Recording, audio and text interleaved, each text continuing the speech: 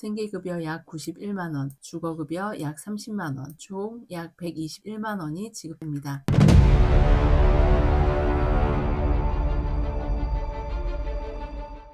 수급 가구의 가구원 중 아이가 취업 실습을 하게 되면 수급 자격이 박탈되지 않는지 궁금하시죠? 취업이나 창업으로 인해 수입이 발생하는 자녀는 보장가구에서 제외할 수 있습니다. AI보단 사람에선 자립지원 별도가구 보장에 대해 알려드립니다. 국가에서 생계나 의료비를 지원해주는 수급자 가구의 자녀가 취업을 하거나 창업을 통해 수입이 생기기 시작하면 자녀를 가족 구성원에서 잠시 빼주는 제도가 있습니다. 자립지원 별도가구 보장이라는 제도인데요. 자녀가 스스로 살아갈 수 있도록 돕고 가난이 대물림되지 않도록 하기 위해서입니다. 자녀가 가족과 같은 집에 살면서도 적용받을 수 있는 제도이니까요. 꼭 상담하시고 신청하세요. 자립지원 별도가구 보장은 수급자 가구의 자녀가 취업하거나 창업해서 돈을 벌기 시작하면 주소 이전 없이 가족 구성원에서 잠시 빼주는 제도입니다. 제도의 목적은 자녀의 자립을 지원하고 빈곤의 대물림을 예방하며 향후 가족 간의 상호 부조를 통한 탈수급을 유도합니다. 적용 대상으로는 만 18세 이상 34세 이하의 취, 창업 자녀가 있는 수급권자 가구입니다. 만 18세 미만 적용 가능한 경우는 일학습 병행제, 특성화고, 마이스터고, 일반고의 직업계학과 재학생의 현장 실습 참여로 인한 근로소득이 발생했을 때입니다. 형제 자매로만 구성된 가구에서 가구원이 취업한 경우에도 포함됩니다. 기존 수급자뿐 아니라 신규 신청자도 적용 가능합니다. 적용 기한이 남아 있더라도 만 34세 초과 시점에 만 35세 생일 해당 월부터 적용이 중단됩니다. 여러 자녀가 취업했을 때는 각 자녀마다 자립지원 별도가구 보장 적용이 가능합니다. 생일이 되는 달에 적용 기한이 끝나면 다시 가족 구성원으로 포함됩니다. 가족 전체의 소득과 재산 기준을 다시 계산하여 수급 자격을 판단하게 됩니다. 자녀가 실직해도 적용 기한 내에 재적용 가능합니다. 자녀가 여러 명일 경우 자녀마다 따로 자립지원제도 적용을 받을 수 있습니다. 이는 가구가 수급권자 자격을 유지하고 있다면 다른 자녀들도 계속 자립지원 제도를 받을 수 있다는 얘기입니다. 급여별 적용 기준과 내용 알려드리겠습니다. 생계급여의 경우 자녀를 보장가구에서 제외하고 남은 가구원 기준으로 급여 산정을 합니다. 자녀는 개별 보장 대상자와 생계의 주거를 같이 하는 일촌 혈족 및 그 배우자로 관리됩니다. 기준 중위소득 170% 이하의 소득 기준이 적용되고요. 재산 기준은 금융자산을 제외한 대도시 3억 5천만 원, 중소도시 2억 5천만 원, 농어촌 2억 2천만 원입니다. 의료급여의 경우 자녀는 부양 의무자 기준으로 판단하고 자녀의 소득이 미약 구간일 경우 부양자 부과율 15%입니다. 자녀 기준으로 취창업자녀 1인당 월 소득 90만원 이상일 경우 적용되며 주민등록상 분리가 필요하지 않습니다. 자녀가 여러 명일 경우 복수 인정 가능합니다. 주의사항으로는 다른 제도와 중복 적용이 제한됩니다. 자립지원 별도가구 보장제도와 가정해체 방지 별도가구 보장을 중복하여 적용이 불가합니다. 예를 들어 첫째 자녀에게 자립지원 별도가구 보장제도를 적용하고 둘째 아이에게 가정해체 방지 별도가구 보장을 적용할 수는 없습니다. 조손가정의 손자녀의 경우 보장가구원이 아니므로 개별 보장 대상자와 생계 주거를 같이 하고 일촌 혈족 및 그 배우자 또는 부양 의무자에 해당하지 않습니다. 1촌만 해당이 되며 이촌관계인 손자녀는 부양 의무자로도 인정되지 않습니다. 때문에 손자녀는 자립지원 별도가구 보장 제도를 신청할 수 없습니다. 조손가정은 수급 신청을 할 경우 손자녀와 함께 신청 가능하지만 손자녀가 소득이 있는 성인이 되었다면 손자녀를 제외하고 수급 신청을 다시 하여 손자녀와 분리하는 것이 좋습니다. 이때 이러한 신청을 위해선 실질적으로 주거와 생계를 따로 하는 경우에만 가능합니다. 식사, 생활비, 주거비 등을 각자 부담하고 있다는 증명이 되어야 하지만 현실적으로 이를 증명하기란 어려움이 있습니다. 실질적으로 생계가 공유되어 있지 않고 분리되어 있어야 하며 그렇지 않을 경우 손자녀의 소득이 조부모의 수급 자격에 영향을 줄 수 있습니다. 세 번째로 소득 유형은 보지 않습니다. 근로 또는 사업 소득이 발생하면 적용이 가능하고 상시 근로나 임시 일용직 근로 등의 소득 유형은 관계가 없습니다. 신청하실 때 근로소득 공제와 자립지원 별도 가구 보장 중 선택하여 신청하실 수 있습니다. 예를 들어 총 4인 가구이며 한 자녀가 월 90만 원의 소득이 있는 경우 자립지원 별도 가구 보장 방식은 수급심사 시 소득이 있는 자녀를 가족 구성원에서 제외하고 3인 가구로 계산하게 됩니다. 같은 주소지라도 경제적 독립된 사람으로 간주하여 이 가구의 소득은 0원이 됩니다. 이때 받을 수 있는 급여는 생계급여 약 76만 원, 주거급여 약 30만 원, 총 106만 원을 지급받을 수 있습니다. 근로소득 공제 방식을 선택할 경우 수급심사 시 소득이 있는 자녀를 포함 4인 가구로 계산합니다. 자녀가 버는 90만 원 중 일부 약 55만 원을 공제 후 남은 35만 원에 대해 30%를 추가 공제합니다. 이렇게 하면 이 가구의 소득은 14만 원으로 인정이 되고 4인 가구 기준으로 생계급여 약 91만 원, 주거급여 약 30만 원, 총 약 121만 원이 지급되게 됩니다. 의료급여를 받아야 하거나 자녀의 수급자 자격을 유지해야 하는 경우 또는 자립을 적극적으로 지원하고자 하는 경우엔 자립지원 별도 가구 보장이 더 유리하며 그렇지 않다면 근로소득 공제 방식이 더 유리할 수 있습니다. 본인의 사정에 따라 선택하여 신청하시면 됩니다. 이 또한 중복 신청은 안 됩니다. 가구 전체가 수급자로 선정되지 않을 경우 특정 급여가 필요한 개별 가구원에게 급여를 제공할 수 있습니다. 의료급여 특례와 자활급여 특례가 있는데요. 의료급여 특례는 수급 가구가 아니더라도 예외적으로 의료급여만 따로 지원합니다. 중증질환이 있는 가족 구성원에게 그 사람에게만 병원비와 약값 등의 의료비 지원이 가능합니다. 자활급여 특례는 일할 의지가 있는